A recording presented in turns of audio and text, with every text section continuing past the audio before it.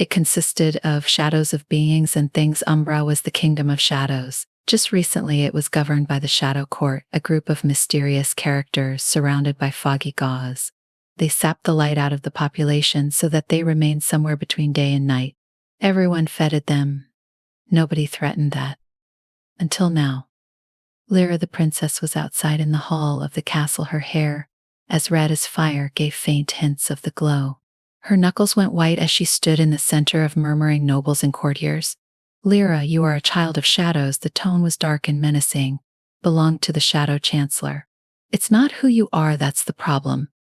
It's who you are that you can't escape. But I am also a child of light, she replied indignantly, and her voice was shaking.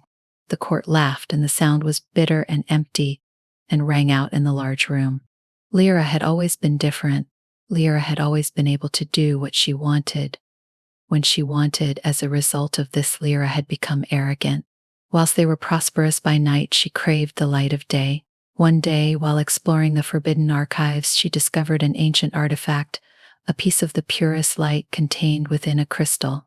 Then, the moment she touched it, deep down inside her something stirred.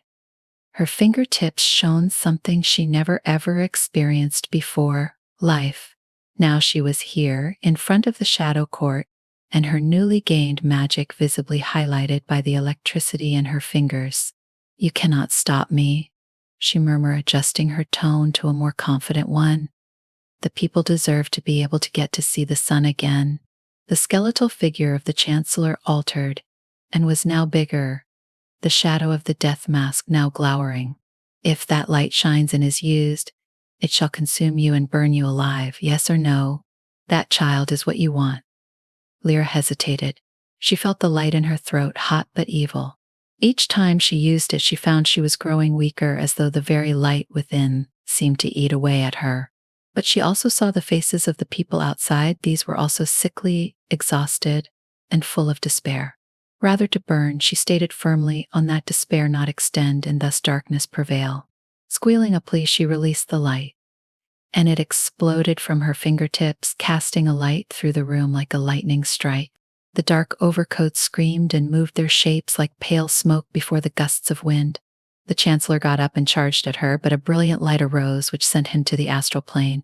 The castle shook with the light, and it slowly flooded into the broken windows and onto the streets. The women and men stood with averted face to the sun, so sharp the light was, but they gradually lifted joyous. For generations the sun had been obscured by cloud, yet at that moment it suddenly appeared to cast its warm vision upon the kingdom.